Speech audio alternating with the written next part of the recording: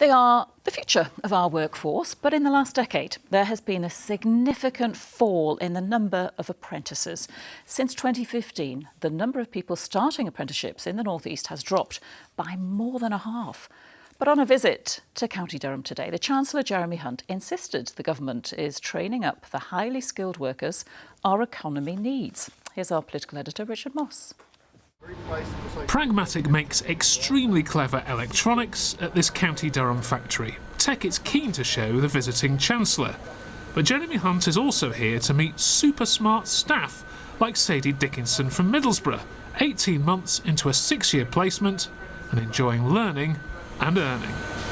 I've started from scratch, so everything I've done so far has been brand new to me, and everything that I'm doing is just helping me with my growth to become an engineer. But the problem is there are fewer Sadies than there once were. In 2015, 38,230 people in the North East started apprenticeships. In 2022, that was down to 18,460, a drop of more than 50%. The Chancellor, though, insists that's because the emphasis is now on quality. We are creating a system like in Germany where people who do apprenticeships get the same esteem in society as people who go through the university system. That's always been the gap we've had. So that has been a change, but we have brought in rigour, and the result is that we have a programme where everyone across the country who wants to do an apprenticeship has been able to do it. And Pragmatic believes the apprentices it's taken on will be key to its big ambitions. We're going to create over 500 jobs here in the next 5 years, and so that really requires us to make sure we're building that pipeline. And so apprentices are such a key way for us to be able to engage and bring through the next tier of talent.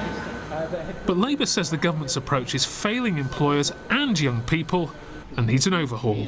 We have a proud industrial heritage here. The Labour Party has a plan to deliver on a new industrial revolution for our region. To do that, we have to get business to invest here. And when we're speaking to businesses, which is quite a lot at the moment, they can't find the skilled workforce. So we have to put the training in place to get people up to speed. Tech like this has the capacity to help our economy grow, but it needs people too. And in this election year, the parties will be battling it out over who can unlock the region's talent pool. Richard Moss, BBC Look North, in Durham.